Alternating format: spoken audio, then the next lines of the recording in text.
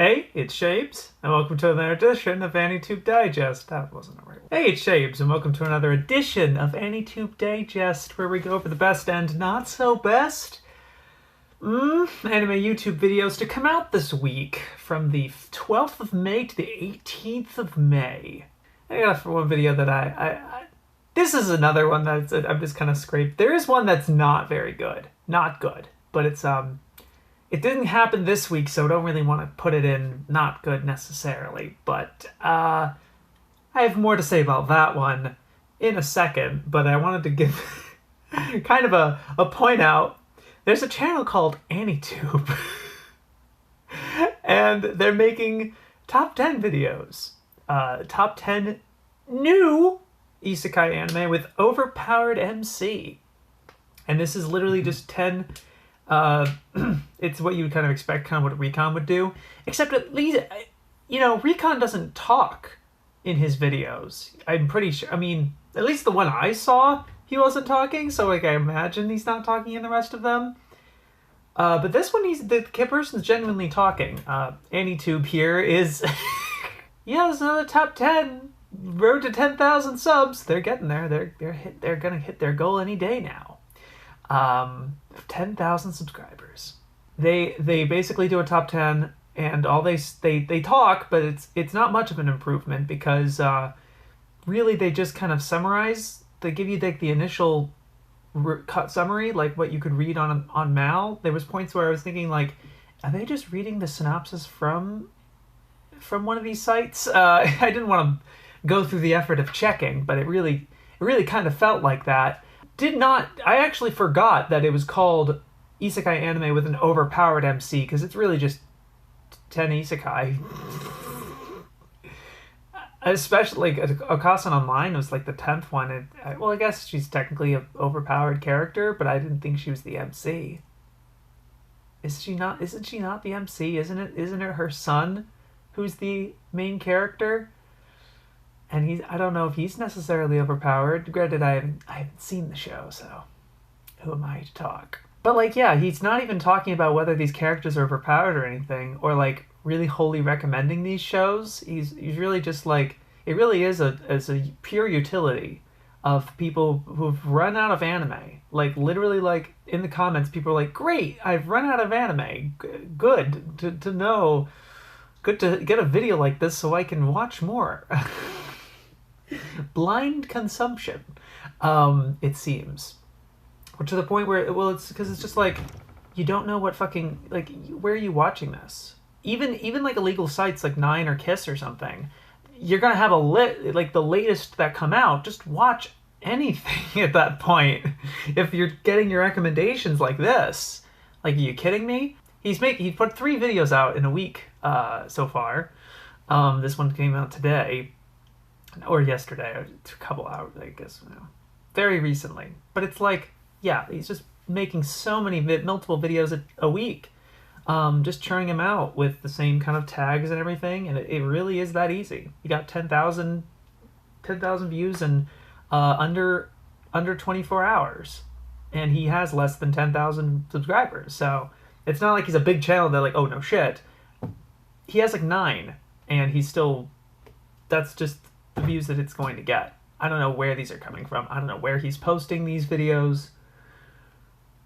But to be honest, I don't know if I want the people watching, the people who get the comments like that. All the comments and it's just really kind of nothing. It's not really thoughtful or anything. It's just numbers. It's raw numbers. But just I hate to complain about this every week, but it's just a new example with a very exceptionally interesting name. I just thought that was really funny. But not good. God, no. Not very good. Well, I got a couple request videos. I decided to do 2 this time, and coincidentally, they do have a little thing in common, but I'll go with the first one. Recommended by Jawburst. It's by a user named Rongendorf. Utilitarian Calculus. And it's called How Dragon Ball Cures Cancer Through Sympathetic Existentialism. It is an hour and 44 minutes. Technically, not an hour and 44 minutes of him talking, because there's several points in this video where he just plops a video in that some of them are uncut, just in the middle of his video. He just plays someone else's video, cover to cover. He plays the Foa, that music video in its entirety in his video. He gets a clip from a lecture from UCLA about the Native American genocide. He talks about, he plays a segment from some sort of video or documentary, something about virtual YouTubers, like kind of the creation of Kizuna Ai, unsubbed, and I think it was from the premise or the context of Japan having a zero growth economy, and a full video of some the end of the video is the whole 3-minute video, like a music, like a lyric video of one of the insert songs from Dragon Ball Z. It's about Trunks, I guess. Yeah. Oh, and a segment from a documentary about Rwandan genocide too. Right. Shouldn't forget about that one. I don't want to really I don't really want to go very hard onto this guy, because it's it's not like it's getting a whole bunch of traffic.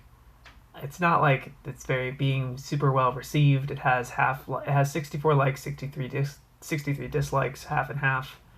I think people can kind of tell there's a thing to this guy.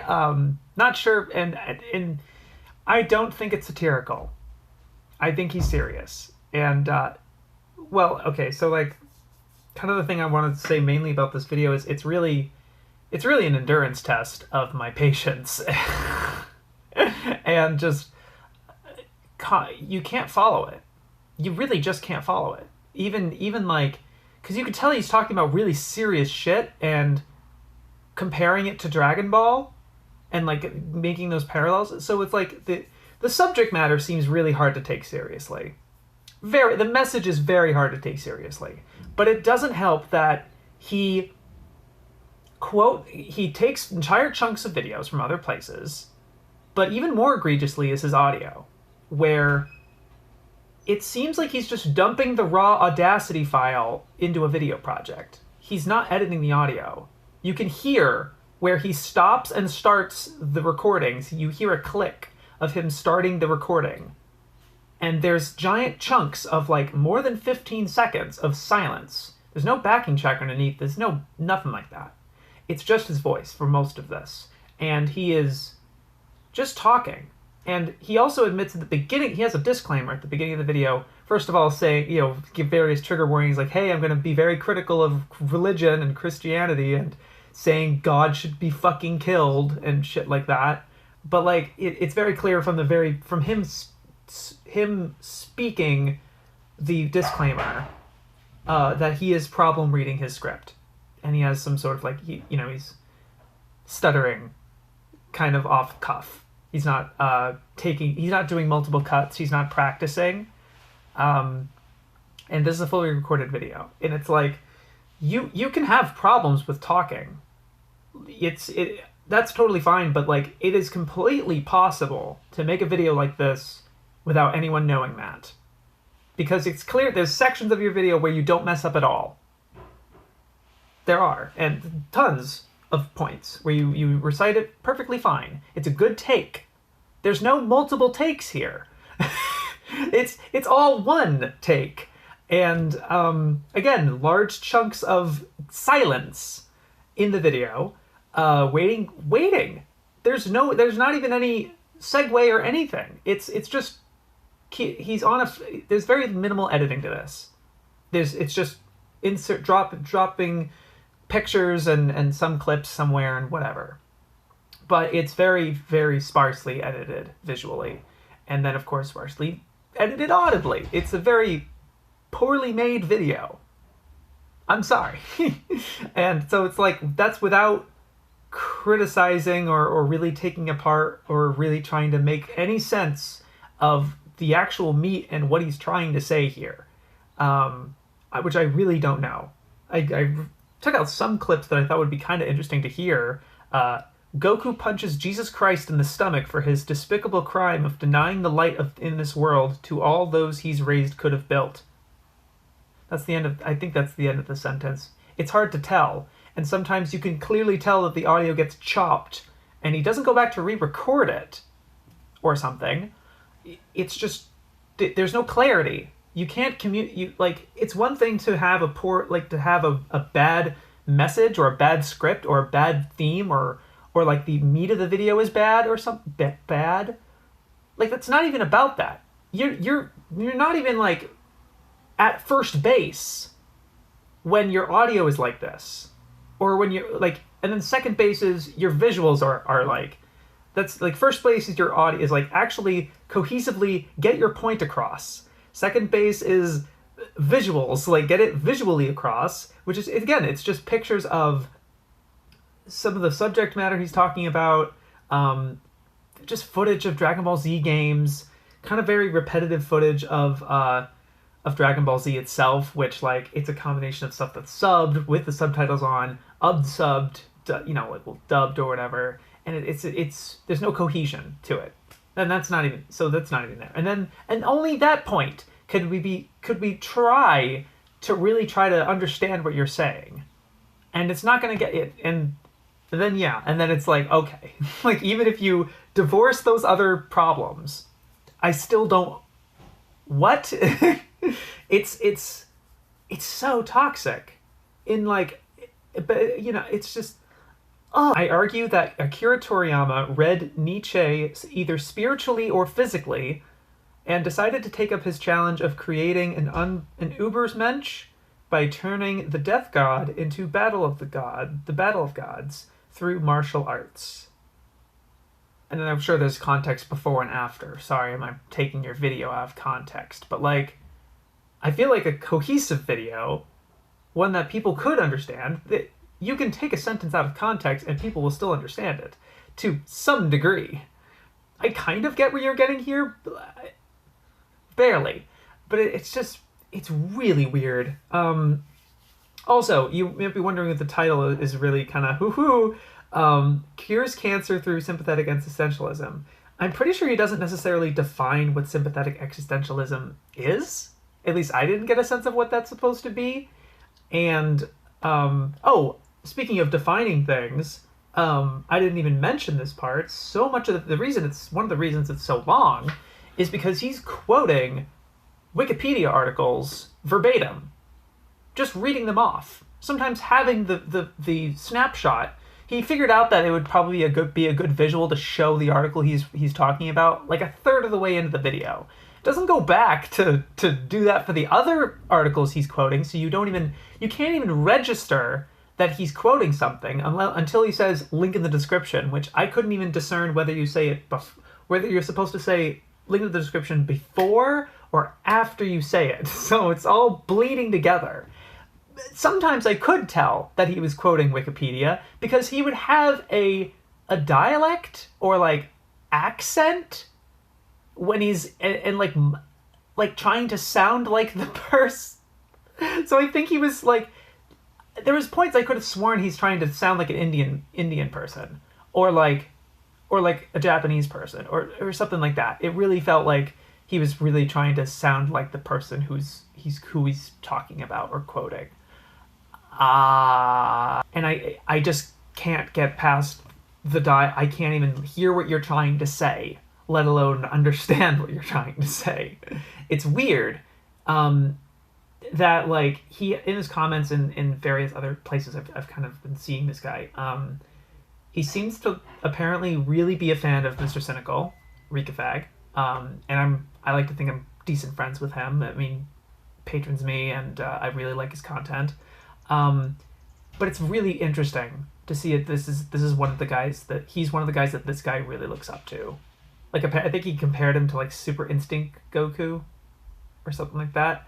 But it's very interesting because, like, I can kind of see the influence a little bit. He does at times kind of talk like Rika, but without any of the clarity, and without any of the level-headedness and tact that Mr. Cynical has. Like I think the thing is that like Mr. Cynical, Rika, I know I'm kind of, but I should just pick a fucking name, dude. Jesus Christ, that's why he doesn't have one. That's why it's nameless.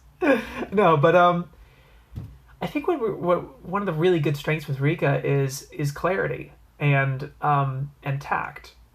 That way you can actually digest and see where he's coming from, even though he's really shooting for the moon for some of these ideas and really going so far out of his way. At least it seems like that, because it's like he doesn't have a particular affinity for things like traps or Star Wars, but then he makes giant videos about them, stuff like that. It's crazy. But he has this guy has a very similar cadence to him, but similar trying to confetti in his vocabulary and like his verboseness. It seems like kind of like a super fan, but it just doesn't work. It's like a really, really bad Rika video kind of deal. It kind of feels like that, to be honest. But like that's not a disservice to Rika or anything.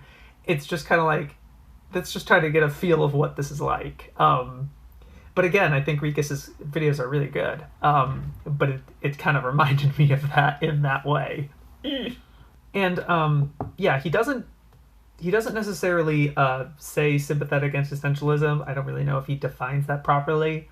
But he does very clear. One of the few things I did get was towards the end of the video, 90 minutes in, that yes, he is arguing that Dragon Ball will literally cure cancer. Like literally cure cancer. And he has a flurry of sources to back this up. But I couldn't understand, again, with all this presentation and the fatigue of getting this far into your video. This is a fucking journey, dude. He supercuts. There's a moment where he supercuts the scene of Android 16's head getting crushed by Cell and Gohan turning Super Saiyan 2. He supercuts that with Tiananmen Square. You get it? Do you get it? Because I did not get it. No, but he says he definitely says cancer is the manifestation of cowardice. You see, because by definition, I'm like, what? It was a spiritual experience, man. It really was. It's like, oh my god, what? But really is a fucking endurance test. I watched all of it per patron request. I probably would have given up. And, this toes the line of me being comfortable. There's a thing with my Patreon where you can request a video like this. And this is like 3 weeks old, but, but I can choose not to review one. But this was a user I had not heard of before, and pretty interesting.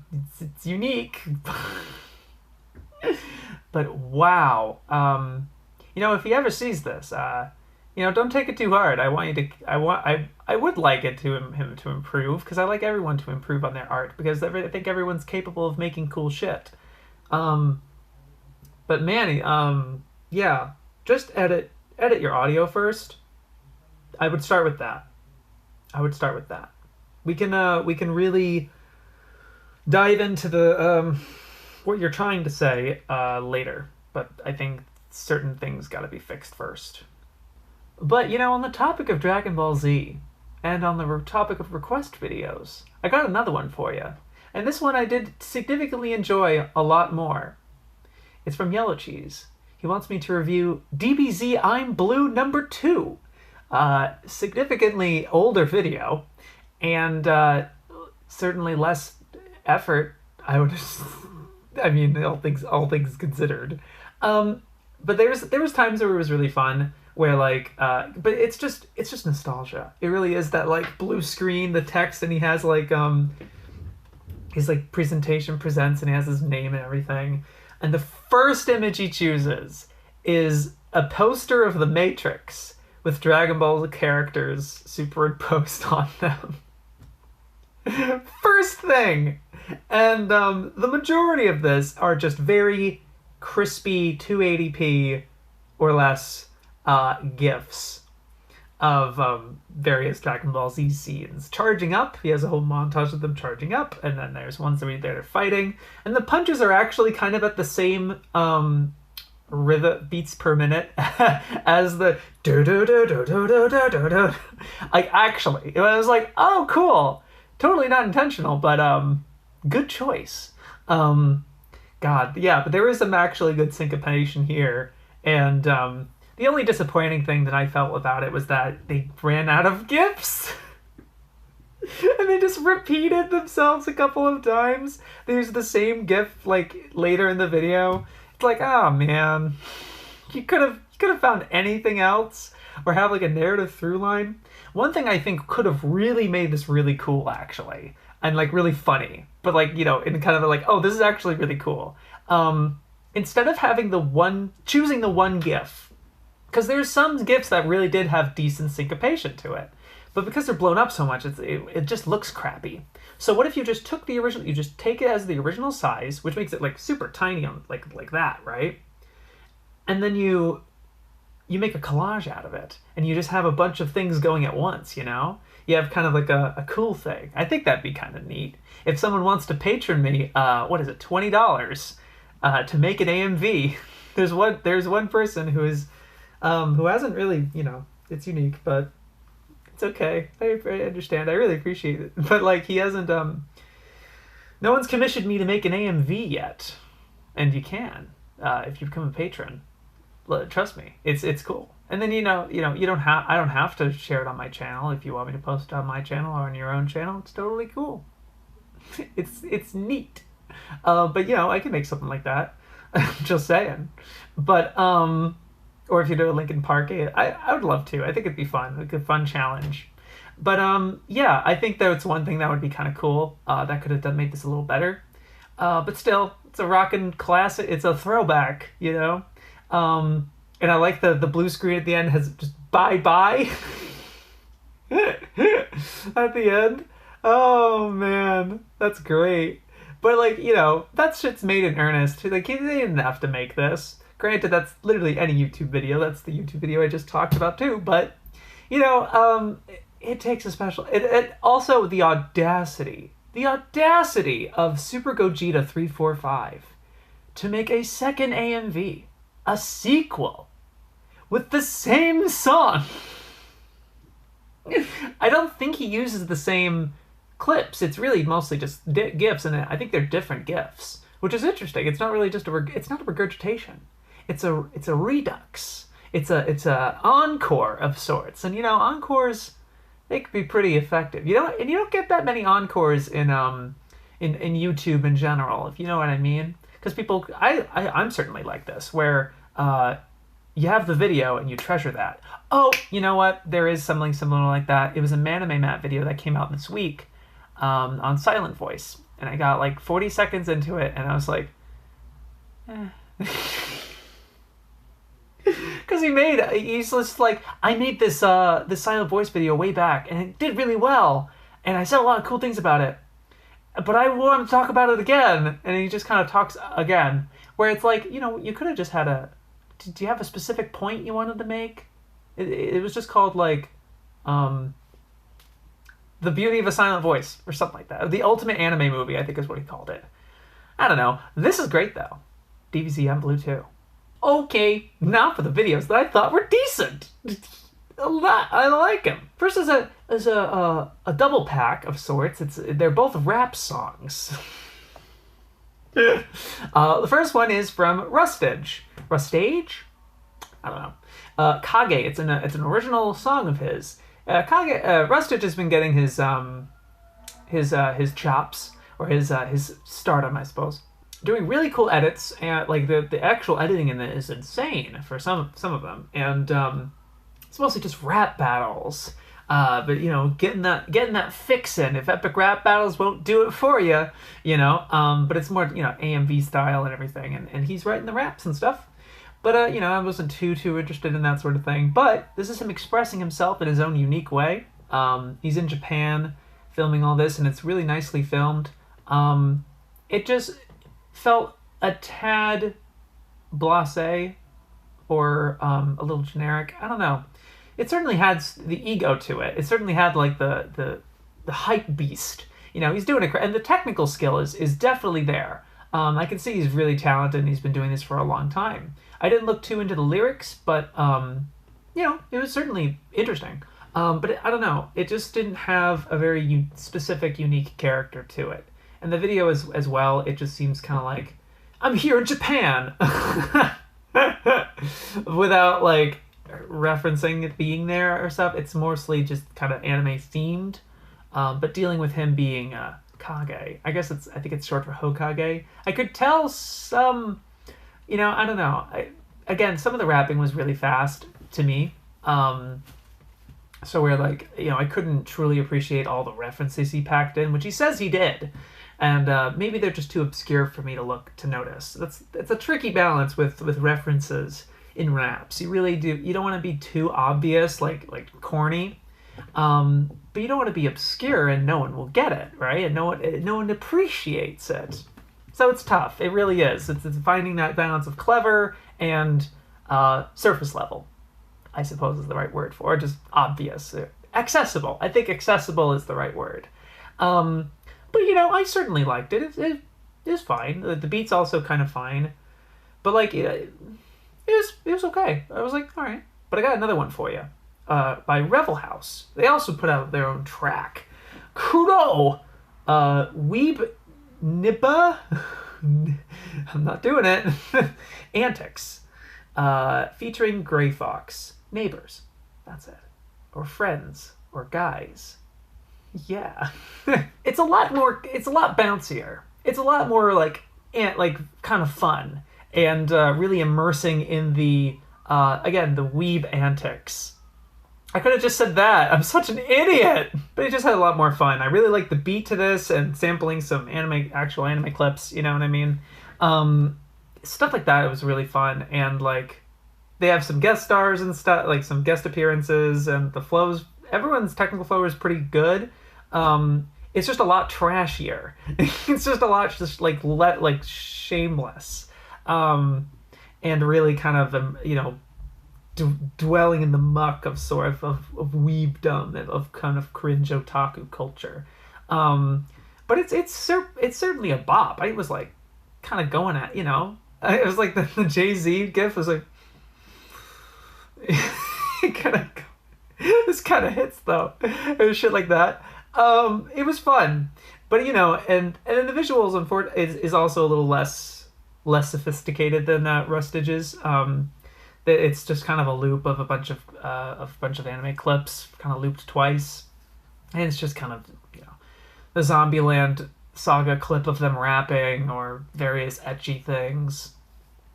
You know, it wasn't super wow. You know, but it's fine. But you know, I did enjoy the song for sure. That was fun. I have a short kind of video from Cutie Alchemist or Cute Alchemist. I don't know. Either of those could work. A defensive mom isekai. It's okay to just be fun. And this is just a very quick, small defense. It's not like super aggressive or passionate or anything in that way. Cutie really does keep their cool here.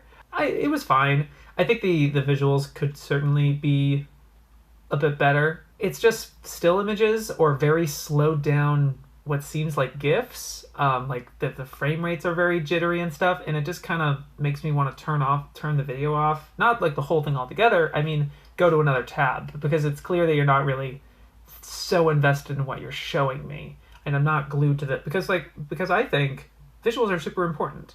Because when it's a video, people are expecting that. And if I'm constantly paying attention to the video, it has my undivided attention, the more likely it is that I'm going to listen to what you're saying. If I start glossing over, things start going over my head, and I just stop paying attention. And then all I have left is kind of the vibe it gave me, and less so the message. So I don't have too much to say about it in that regard, because it really felt like It was just script wise, and it was fine. It seemed like a fine defense, and I did appreciate that Cutie bullet points all the reasons, although the reasons didn't seem all that super developed. It was stuff that was like, it's not over. I don't remember. There was like certain points that's like, you know, it just seems kind of like not convincing. Not like I'm gonna be like, you're wrong, Mom Isekai is bad. I haven't seen it. But you know, I love defenses of shows because I do love general love for anime stuff. I have way more affinity if you're defending a show than if you're shitting on a show. That's usually just how my brain works. That's my bias. But you know, I dug it. Again, the vibe is pretty cool, and you know, the first time I've talked about this channel, so I mean, it's something kind of cool. You should check it out. You know, you may get something out of it. Oh! I really appreciate that you shouted out Leth and Valerix. We want to talk about a Scamboli Reviews video. He's kind of way less active. There's something that he kind of cooled down a little bit. I don't know. It was just interesting. But Konosuba, the Chad Isekai, and he has like the exact same thumbnail that everyone uses for Konosuba. Specifically Gigix, where Gigix is really defending it as, it's a funny anime, guys. You know, most anime isn't that funny, but this one's actually kind of funny. And Scamboli kind of takes almost the exact same approach. But I like that he's a lot more chill about it. I always like that he does talk a lot from personal experience and from his perspective of watching the show, and he's not just platituing. I don't know. He's not just kind of like saying it for the sake of saying it. It seems like he's really coming from his perspective and his ideas. You know, it's nice. I like that about his content. Again, it's kind of shitposty here and there, and it has a very dry wit to it, which I'm not all that psyched about. But you know, I like that he's not really like going out of his way to make really obnoxious takes. And then also, it's very clear he doesn't do the story characters kind of rigid format anymore, at least from what I could tell with this video. I just like it. I think it's in a good direction. I also like that he gives decent props to the dub for Konosuba. That was surprising. Because I don't know, it seems like it. But that was cool. I also had a kind of comfy video from AlexEnterprises, Studio Ghibli, The Memory of World War II. And this is him talking mostly about Grave of the Fireflies and Wind Rises and how they take very different approaches, depicting kind of the horrors of war, of World War II in particular. For some reason, I don't think I've ever seen anyone really take a conscious comparison between these two movies. It's actually kind of interesting. He doesn't dive too much into like what Takahata might be trying to do with it in his philosophy sort of deal versus what Miyazaki was trying to do in his mentality of making Wind Rises, because there's certainly a lot to that that I think could have been interesting to dive into. But I think for what it's worth, I think it's pretty interesting, and I like this particular music comparison he talks about, where Grave of the Fireflies is like minimalist emotion and something like that, or like, and then Wind Rises is more like maximalist and kind of a little more uplifting, which is why some people might have gotten a confusion of Wind Rises' opinion of World War II, right, where it's like it's not a tragedy, it's not a bad thing. It's like it is not. War is awful, you know, but like it certainly has a more optimistic sort of feel to it, even though the movie is supposed to end with this horrific event sort of thing. So there's a bit of criticism there. I don't necessarily agree with it. I love the ending with Wind Rises, but maybe I'm misinterpreting Alex's perspective on it. But oh well, you know, watch it for yourself, of course. That's why I link all these videos in the description, in the playlist. But yeah, I think it was pretty tactfully handled, edited kind of nice, actually. Decently presented, and I liked it. That was kind of nice. Hey, yeah, I did want to bring up this Mother's Basement video, because I did watch it all the way through. And I I thought it was okay. I thought it was, oh, yeah, I kind of follow you all the way through here, because there's a lot of times where I try a video of his, and they're just so long, and I just don't care. And, you know, his writing style just isn't for me at this point. I just can't really follow a lot of how he writes certain things, even though he does do a decent job at, like, you know, putting in some levity and some other stuff in here and there. He's fine, you know, he's fine writing wise, but it just seems always so overblown to me. The Ultimate Harem Anime, My Next Life as a Villainess. I also wanted to mention this because this is the first video he put out at 1 million subscribers. That's crazy. That's awesome. Congratulations. He doesn't mention it whatsoever. I guess he's waiting. I guess he's gonna do his certain sub special or whatever. He's usually way more on the ball with that. I mean, this is probably, no one's mentioned this, or just I've sort of been kind of hinting at it or some in places and other. But I do think there's something up with Jeff. I do think like he's kind of in some sort of funk. You know, he's just not on the game the same way he was a couple years ago. You know, and this isn't coming from a big diehard fan of his. I've been pretty critical of Jeff over the years and stuff. But not to my you know, not to my benefit. I haven't really made friends with the guy, but it's weird. There's a different vibe coming off. There's something must have happened, or like there's something weird to it, or maybe I'm just being weirdly speculatory or something, or there's nothing wrong. I seem to be the only one who has a problem here. It's not like I have a problem. It's not a problem. I just mean it's just it just seems weird. He's not uploading as often as he usually does, and the subject matter is just kind of, it's not too topical, and it just doesn't seem like he's on the same grind as he used to be. And I will say, it does come around the same time. I did start to notice this I guess dip around the same time Nux started passing him in subs, or at least getting close and then passing him.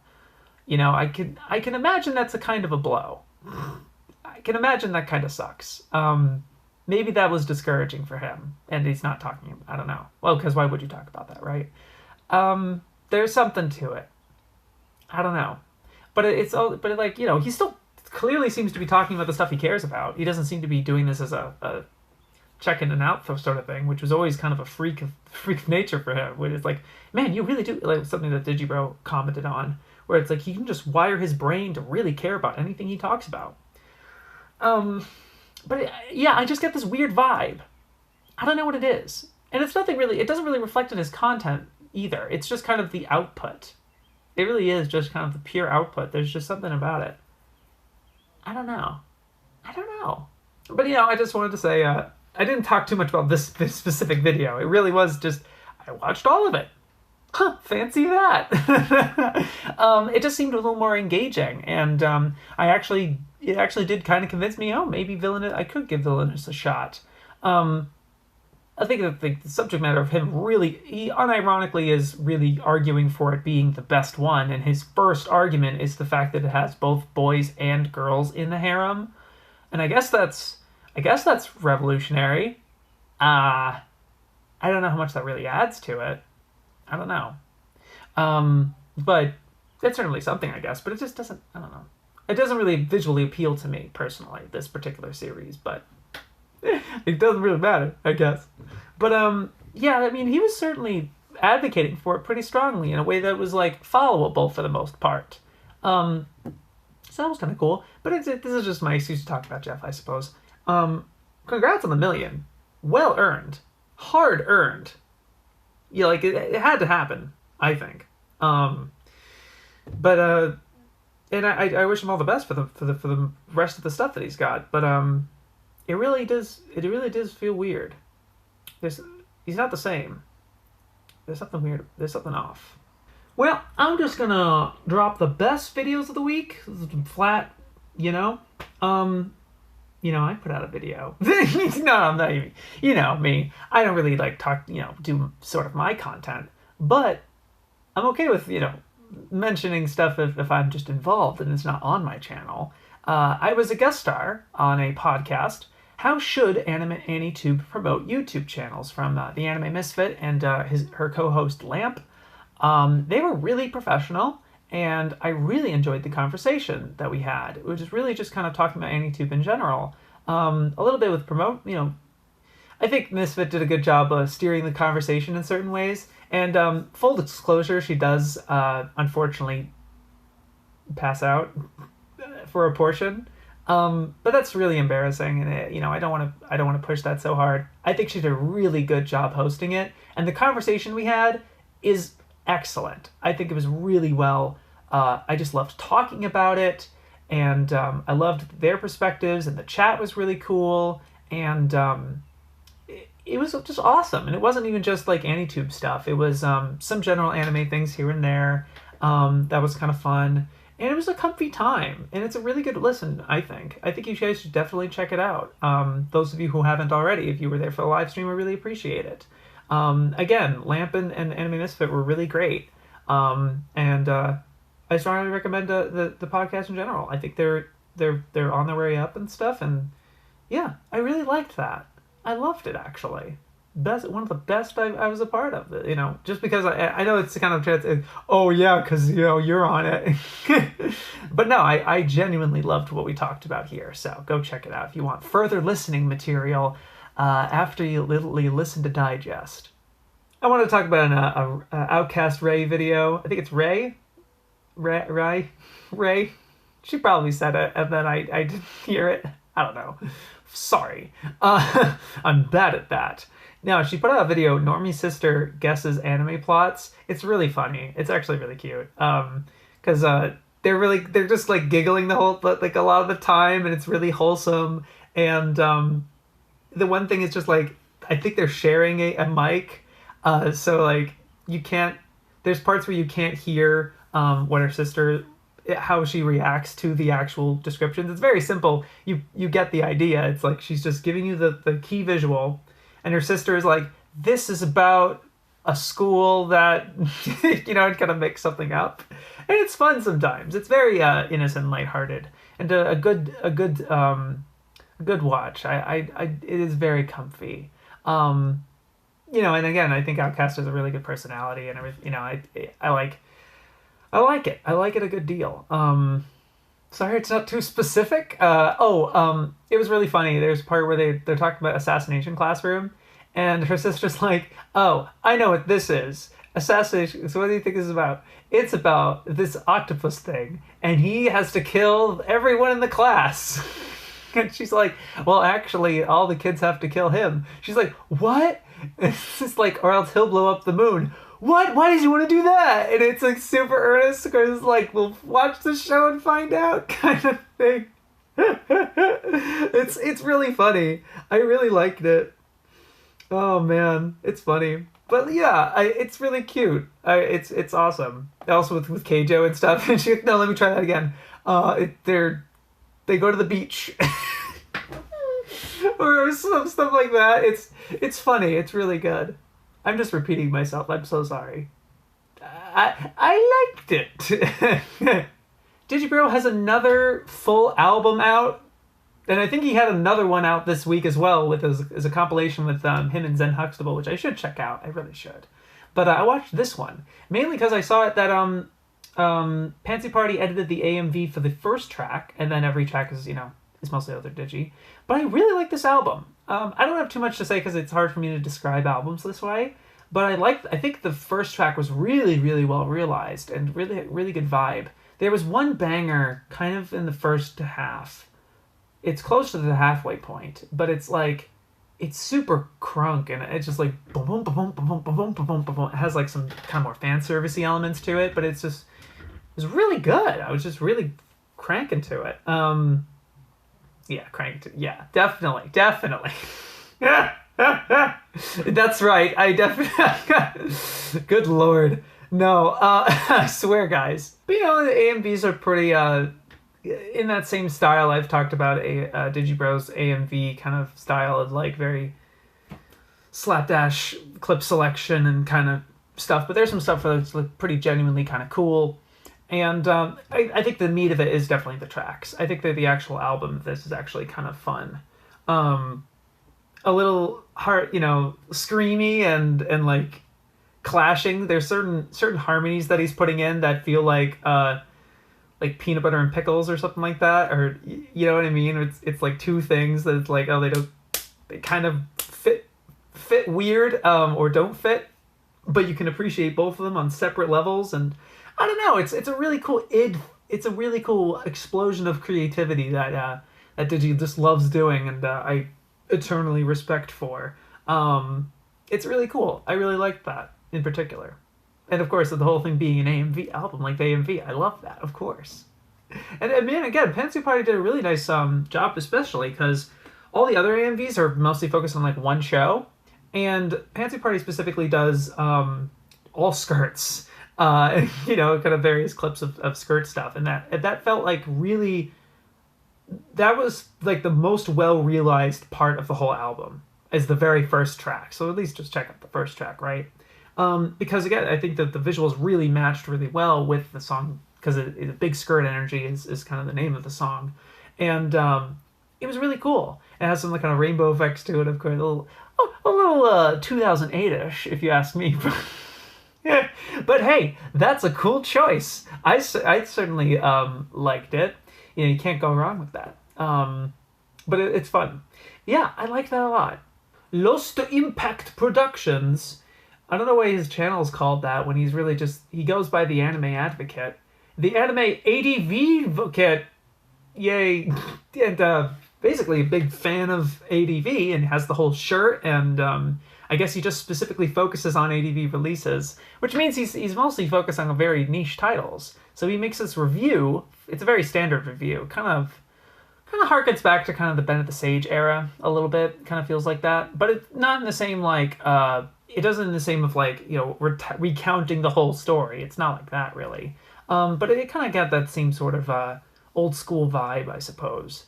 But it's about Bubblegum Crisis Tokyo 2040. And, truth be told, I hadn't heard very much of this particular title. Obviously, I heard of Bubblegum Crisis, but not of 2040. And didn't know it was a 26-episode TV show. What?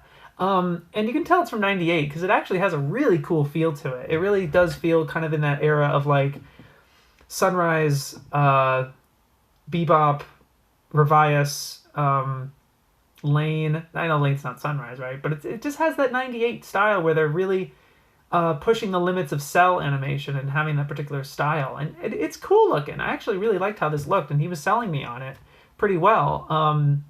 I would have thought that being an ADV advocate, he'd talk a little bit more about ADV's involvement in this production. But it's not too technical. The really most he talks about is the dub for this. And he does go into it for a fair deal, whereas, he's talking about the specific cast. And this actor is great as this person. She sells this emotion and gives, an example. That was a nice, that's a pretty original, at least I think, it feels pretty different and unique to this particular user.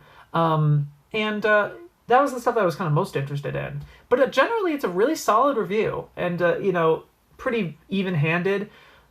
There's a bit of, in terms of, when you have a review, you want to have an initial hook or a premise sort of deal. His in this video is about how there's a whole licensing nightmare and trying to get the rights to Bubblegum Crisis, and there's a whole dispute and everything. And there's an 80s, and then it kind of eventually produces this show. He had not watched any other Bubblegum Crisis, so whenever he can't really talk about the comparisons at all, even though that's his initial premise. It doesn't hinder, in my view, and I still think it's one of the best videos I watched this week. But it's just kind of weird that you use that hook when you don't even address it. You're not even... the most he says, I think, is fans have a really divisive opinion on whether they prefer these character designs or the 80s characters. A lot of fans are critical of these new designs, but I think they're really cool. And then it's it's... you don't have too much ground to stand on when this is the only one you've seen. To me, at least. You know what I mean? There's that feeling in me of you kind of have to have a little completionist sort of attitude. But that's really not a big deal. I understand the perspective of taking this as its own isolated work. And then in that regards, I think he does a very good job. But it could have done a little... Yeah, I don't know. I think it was fine. Really good video though. I do strongly. And again, first time I've recommended this particular channel. He's not too active. I don't think. I don't think he uploads all that often, but it's interesting. Cool. EnzotheOtaku. I think this is the first time I've talked about their channel too. And they're talking about the return of retro. And this is actually really a pretty insightful, like, kind of research kind of video. It's a little speculative-y, a little bit like it might have been this or this. It is very unknown. Basically, the whole premise of the video is like, how did we get here? How did this suddenly become such an important thing in today's climate? In the 2010s, we kept referencing the 80s so often, specifically the 80s. Why was that such a fascination? And he cites several examples of like these 4 things came out the same year in like 2013, like Hotline, Samurai Cop, blah blah blah, or like and then like an extension of Far Cry 3, that particular DLC something, and this other game that he mentioned. But it's very multimedia. It's covering music, it's covering video games, it's covering anime. It's not so much like modern anime exactly, because actual modern anime isn't necessarily being obsessed with the 80s in the same way. But he does kind of go over the whole artsy, this channel artsy music that does a lot of future funk and synthwave sort of things, and they use a lot of anime gifs that kind of, and that's super prevalent now. That's a very accepted stylistic choice, and it's cool. He talks a fair deal about that and kind of the appeals of that and why they might use something like that. Because initially they were using actual stuff from the 80s, like in terms of live action stuff, and it just kind of felt off. There was this intangible quality to it. It just felt like manufactured or fake. But it just, particularly anime, 80s anime or 90s, it's really a lot of it's 90s anime, if you're going to be honest. It's 80s and 90s. But they all kind of look similar. A lot of that has a kind of a similar feel to it, and or at least a feel that vibes with that particular music that it's being synced to. So that's kind of cool. So I liked this video a lot. It really felt very comprehensive and really kind of going into without being super definitive or like, I know the answer, you know what I mean? It was very earnest. I think it was actually really interesting. In particular, I think the best observation he makes is kind of his ultimate observation. It's like, I think the true originator that really threw us back to the 80s was Tron Legacy. The film might not have been all that successful or critically fondly remembered. It's not like a great movie, but that was definitely the point in like 2012 where suddenly it was really cool to bring this stuff back, or not to necessarily call back to it, but use the aesthetic itself to create new media. And you see it, and he's referencing a lot of YouTube channels that kind of use this aesthetic and the various music trends, and again, stuff like that. And it seems very holistic and not very superficial. It seems very like concrete. I don't know. I really liked it, and he handled it with a lot of good tact. So I liked that video a lot. Really nice. Subtitled Anime finally put out a video. Gianni finally comes through with Edelgard and Lelouch, The Cost of Ideals. Now, to be fair, I wasn't totally looking forward to when I saw this drop. I was like, Chaos, Fire Emblem Three Houses. Like, I've heard enough about it. Like, you rave about it on Twitter, kind of, you know? But it was just like, I'm not necessarily attached to the properties here in a less capacity. I wasn't sure if I was going to enjoy it. But it's a subtitled anime video. And Gianni puts out pretty good shit, actually. He says he's a bad creator, He says he makes bad videos. And his taste might not be the best in the world, but goddamn, I think it's pretty sick. The clip selection's fantastic. There's a little AMV towards the beginning. It's nice, really well edited, really good clip selection, and the points itself are really cool. I have not heard that much about Three Houses, just kind of how good the game is and memes and stuff. I didn't really engage that much with it, but I didn't know that was kind of what Edelgard's whole MO was. That's really interesting. So I really like that. And of course, the connections that Gianni made to Lelouch were really fair and really interesting. I think the thumbnail's gorgeous. Oh my God.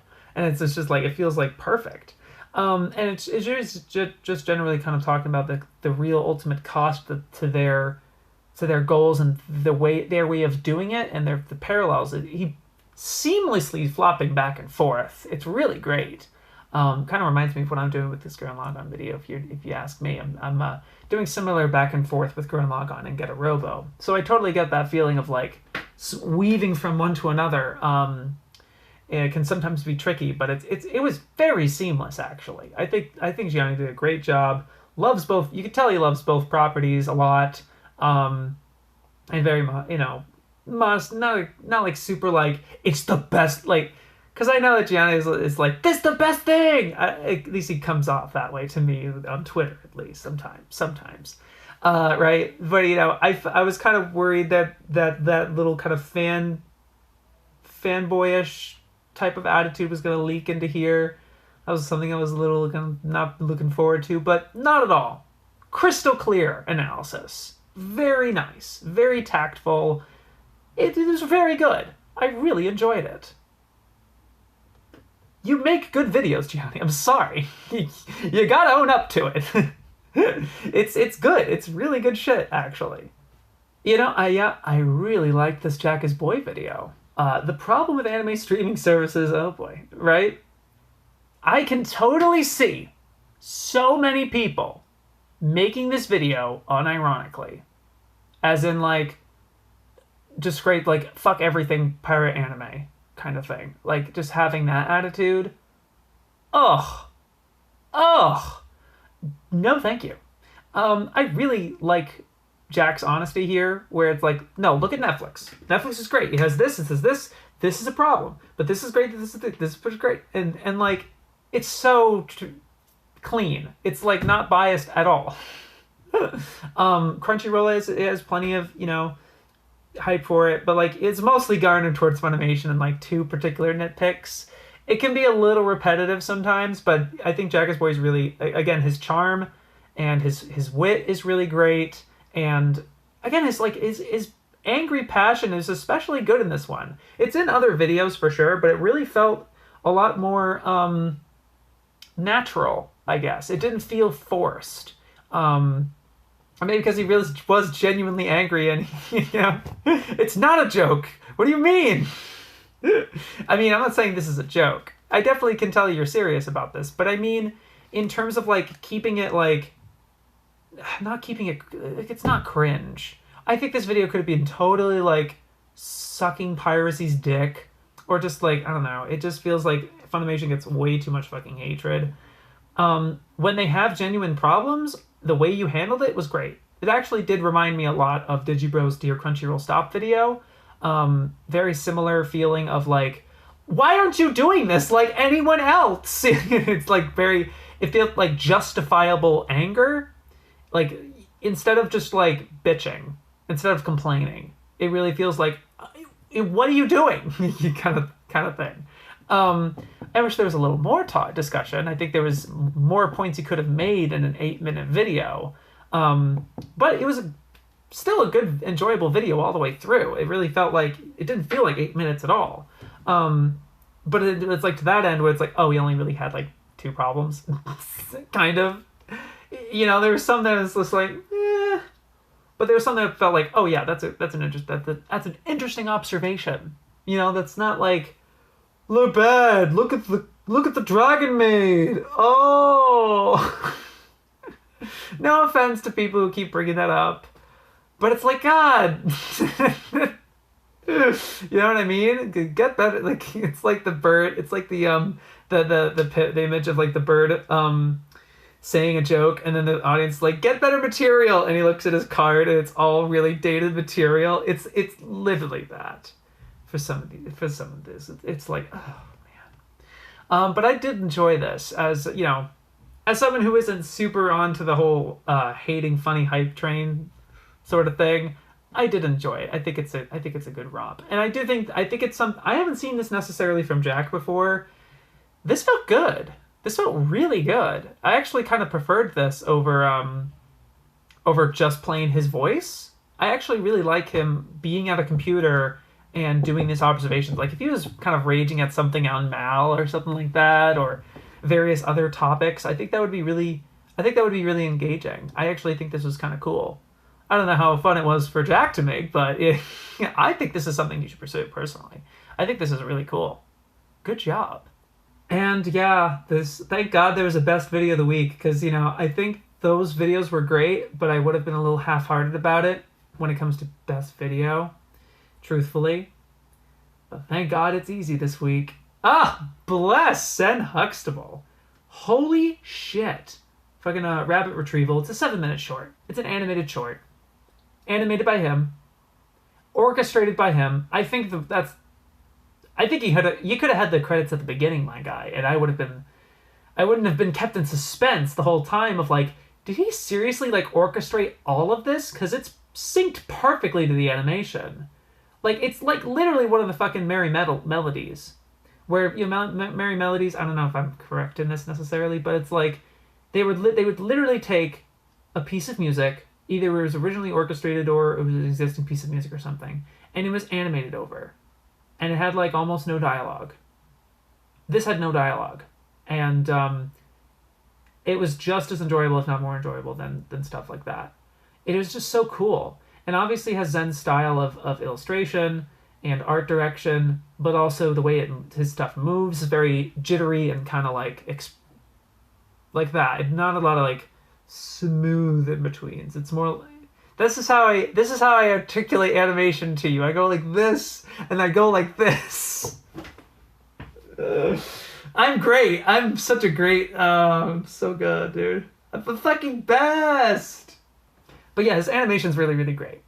And again, the characters are just super. It has that same feeling as Ongaku R sound. I don't know if you saw my video yet. No, okay. Where like the characters are often very neutral. They have very flat mouths or just very neutral eyes and stuff. But like, just every frame felt like profound or something. It just felt like something I would screen cap and send to like a screen cap spam channel or something. It's like one of those live tweets that's like it's live tweeting an anime or something. It literally was getting to those points that sometimes I was like, oh my god, that's nice. Again, the orchestration's incredible. It's like multiple instruments. It's not just, it doesn't feel cheap. That was why I was like suspicious. Like, did he really do this all himself? Because I'm sure he has the resources. It's easy. It's just this particular program that gets me all these things. It's like, oh, wow. Like, holy shit. No, but I just loved it. And then the actual story of this is kind of funny. It's very little nonsensical. It starts out very quiet, a little very playful to a degree where they're chasing this rabbit around. And then the rabbit gets to the roof and gets this siren call and calls all the other rabbits and like invades the school. It's like, whoo! There's an actual plot to this. Whoo! And then the kind of defiant, almost kind of creepy, sort of like little horrific ending. But there's no way this can be at all intimidating or like scary or anything like that, because the art style is so goddamn playful and like expressive and wonderful. It's sick. This was great. I loved it. Loved it. Best video of the week. Easy. Thank you very much. I hope you enjoyed that episode of AniTube Digest. Thank you to my patrons for supporting this video in kind, including Beamburst, Flugmorph, Jawburst, Najbeb, My Anime Pod. I switched those two. It's not alphabetical. Beamburst, Flugmorph, Jawburst, My Anime Pod, Najbeb, Unique Namosaurus, and Yellow Cheese. Yeah, baby! Thank you so much for watching, you fellas. What is up, my fellow Cheevits? My fellow fellas. Good lord. Anyway, have a good week. Yo, peace.